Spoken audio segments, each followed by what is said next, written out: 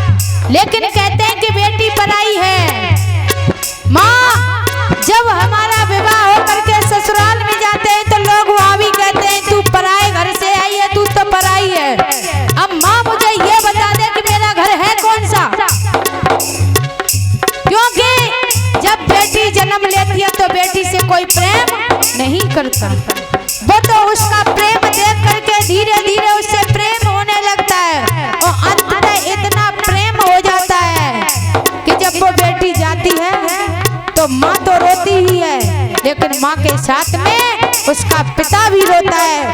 कभी देख लेना शादी के बाद उसका पिता कहीं कोने में पड़ा हुआ रो रहा होगा, सारे दिन भागता है, बारात की व्यवस्था करता है, पूरी रात ऐसे ही खड़ा रहता है, लेकिन जैसे ही बेटी की विदाई हुई फिर तो ये कहता है भैया अब तो मुझे कहीं सो लेने दो, कहीं मुझे सुख की प्राप्ति हो जाएगी, मुझे कहीं कोन में डाल दो जहां लेट करके मैं आराम से सो जाऊं, अब मुझसे कुछ नहीं हो पाएगा। और जब तक बेटी थी तब तक सब काम करते रहे, क्योंकि बेटी 3 चीजें हमेशा साथ लेकर के आती है, धन, शक्ति और बल।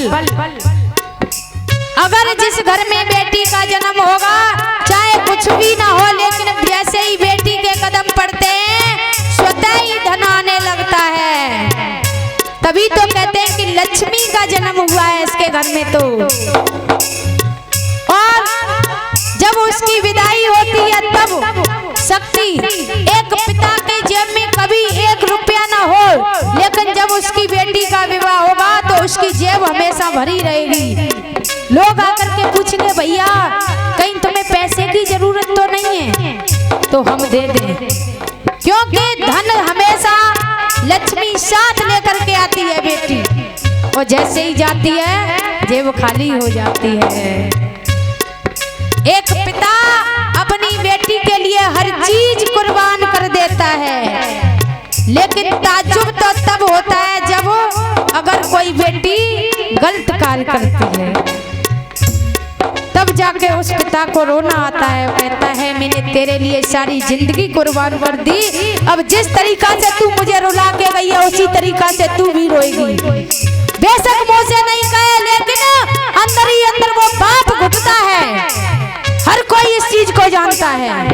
आज मैया रुक्मिणी रो करके अपनी माँ के कलेजे से लिपट गई और बोली, खेली कूदी में जिस आंगन में आज वो ही पराया सा लागे, आज वो ही पराया सा लागे।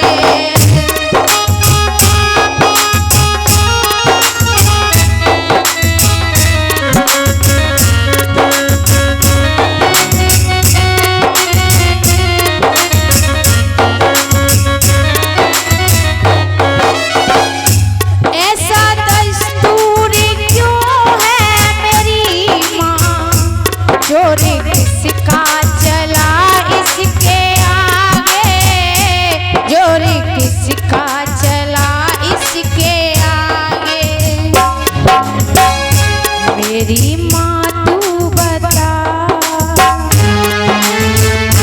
क्या हुई है खता। हे माँ मेरी, तू मुझे ये बता दे ऐसी कौन सी गलती हो गई मुझसे जो तू मुझे आज विदा कर रही है।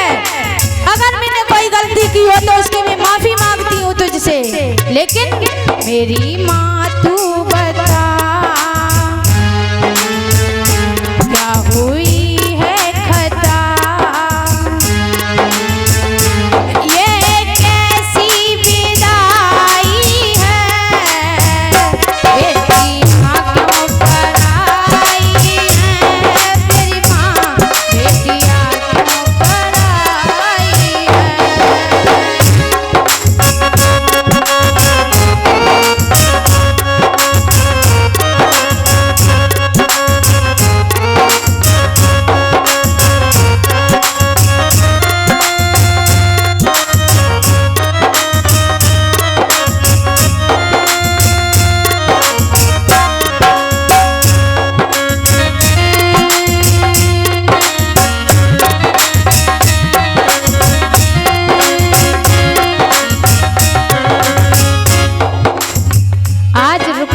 करके कहती है, माँ तू ये बता दे मुझसे ऐसी कौन सी गलती हो गई जिस वजह से तू मुझे विदा कर रही है। और रोती है और कहती है, मैया ये कैसा दस्तूर है कि हमेशा बेटियों को ही अपने घर जाना पड़ता है, बेटों को क्यों नहीं जाना पड़ता। और बोली, मैया तेरा घर आंगन, मैया तेरा घर आंगन, कुछ दिन का ठिकाना है।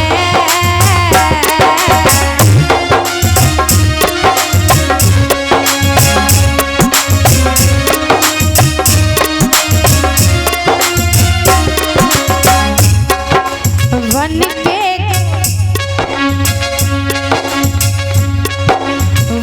के दुल्हन एक दिन मुझे पिया कर जाना है।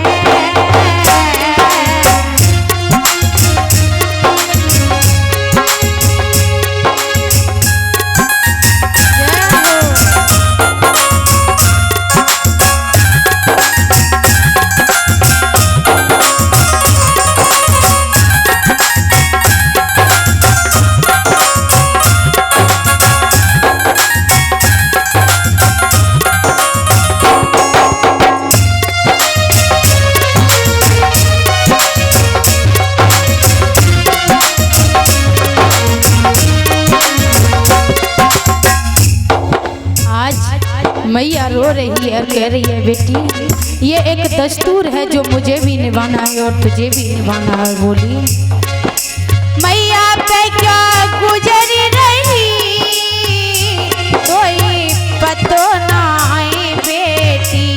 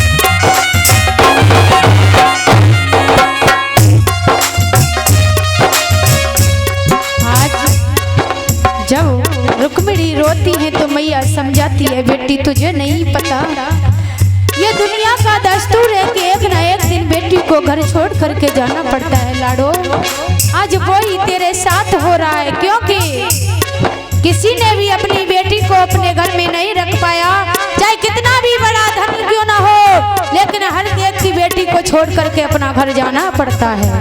और रो करके बोली है, बाबुल तेरी बगिया की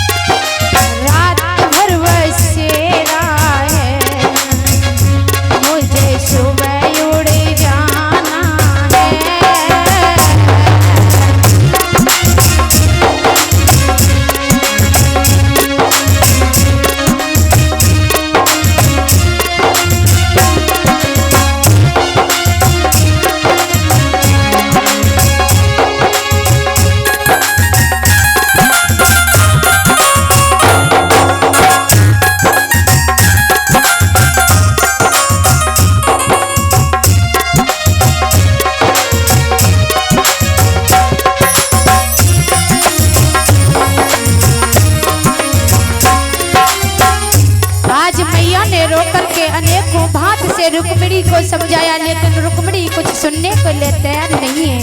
आज पूरी रात रुक्मिणी बैठ करके अपनी माँ के पास में रोती रही, बोली माँ तू मुझे कितना भी समझा लेकिन मैं समझने को तैयार नहीं हूँ, क्योंकि मैं तुझे छोड़ करके नहीं जाऊंगी। आज मैया ने समझाया, कहा बेटी तू मान, क्योंकि एक ना एक दिन बेटी को ये घर छोड़ करके जाना पड़ता है। तो आज अंत में रुक्मिणी ने कहा, बेटियों का भाग्य मैया तूने कैसा बनाया है,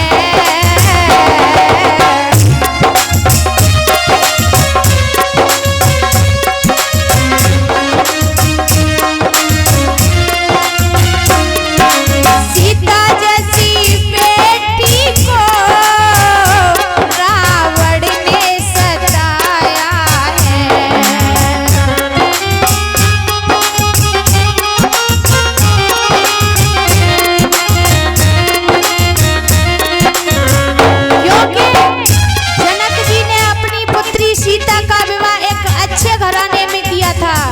लेकिन कर्म के लेख कौन मिट सकता है, विधाता की लिखी हुई को बिचारी को बन बन भटकना पड़ा सीता माँ को।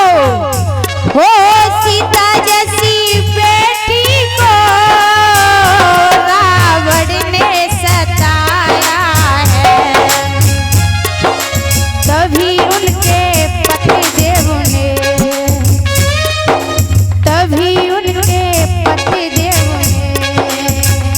वन वन में घुमाया है।